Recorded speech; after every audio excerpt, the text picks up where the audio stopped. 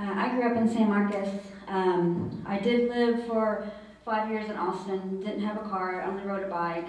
This town has not historically been very bike friendly, and I appreciate that that's an infrastructure issue. It's also a cultural issue. And I guess I have two quick things to say, and I wanted you to comment on. One, finally, I am seeing some people be really proactive and get out there and just be ballsy and get on their bike and bike in some very unfriendly spots. And kudos to them. And I'm proud of them for doing that. 3 times in the last month, I have watched a police officer pull over a bicyclist. That's frustrating to me. Also, the other thing that's frustrating to me in this town is we can't seem to get enough Chili's and Red Lobsters and Bed Bath & Beyonds and Linens and things. All those things are, all these huge shopping malls, and yet, a Texas-owned company, Planet K, moved into my neighborhood. I'm not affiliated with them at all. I guess the question is bikes and retail. Okay. Let me say this real quick though.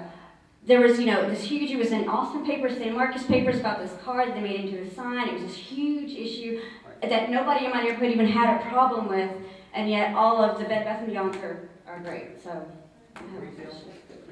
Well, thank you so much for bringing up those points. Here in the last 3 years, I have gotten my large self on a bicycle, and I have biked around our wonderful city. And I must agree with you, there are so many unsafe spots. I was almost hit the other day over by HEB. So I totally understand that, and I like I committed 3 years ago, and you have seen some changes.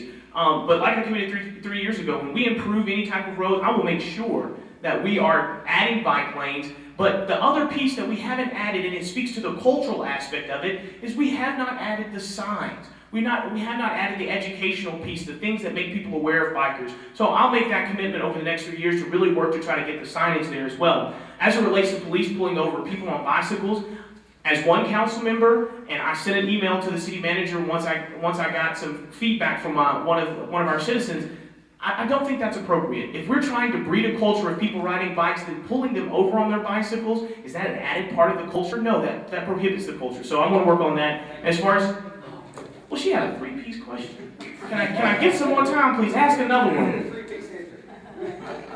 Well, the master plan puts the bike lanes kind of as a low priority if you look at the far right end of the grid. So perhaps from an implementation level, we might want to provide a mechanism for that to actually happen.